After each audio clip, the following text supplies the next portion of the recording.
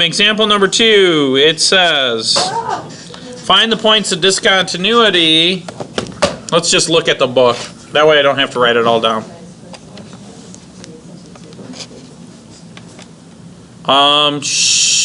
Look carefully.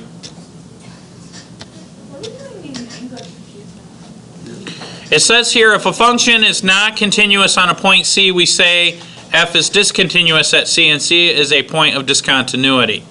Note that C need not be in the domain of f. So for example number 2, it says finding points of continuity and discontinuity. We have the greatest integer function. And it says here, find the points of continuity and discontinuity in the greatest integer function. Well, the discontinuity occurs at the integer themselves. We have a jump discontinuity at 1, jump discontinuity at 2, jump discontinuity at 3, 4, and then the same at 0, and -1, and so on and so forth. So they're continuous everywhere except for the integers. So for the function to be continuous at x equals c, the limit as x equals c must exist and must equal the value of x equals c. So the greatest integer function is discontinuous at every integer. So for example, if I look at my function here, if I approach 2 from the left, from negative infinity, as x approaches 2, my y value is 1. I have a one-sided limit there. But it's defined at 2, because that's where the closed circle is. Since the value of the function, in this case y equals 2, so when x equals 2, y equals 2. But what does it approach from the left? It approaches 1 from the left.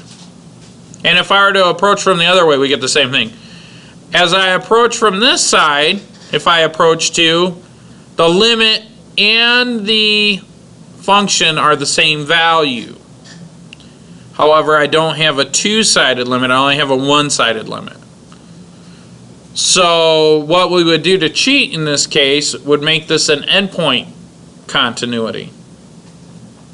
But depending on the direction that we come from, it may or may not be considered continuous. So if I were to study this function as x approaches 3 from negative infinity, it's not continuous.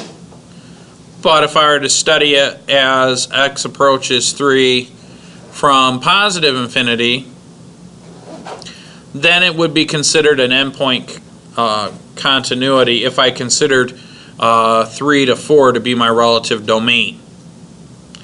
But if I go outside that spectrum, then there's nothing more I can do. We really prefer to have two-sided limits. We usually don't like to deal with one-sided limits. So that's the preference. So we do little things to try and mask that. But basically what the textbook says is that the limit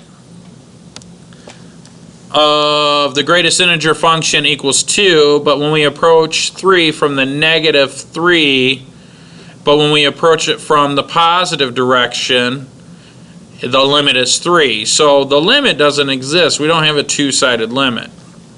Well, if we don't have a two-sided limit, then it's no fun. We don't want to be involved. However, the greatest integer function right here, it has, if we look at x approaches 1.5, the limit is 1, and guess what? That's also what the function is evaluated at. So there's points of this function that are continuous and points that are discontinuous. We can only do certain calculus applications to the continuous parts. Does that make sense?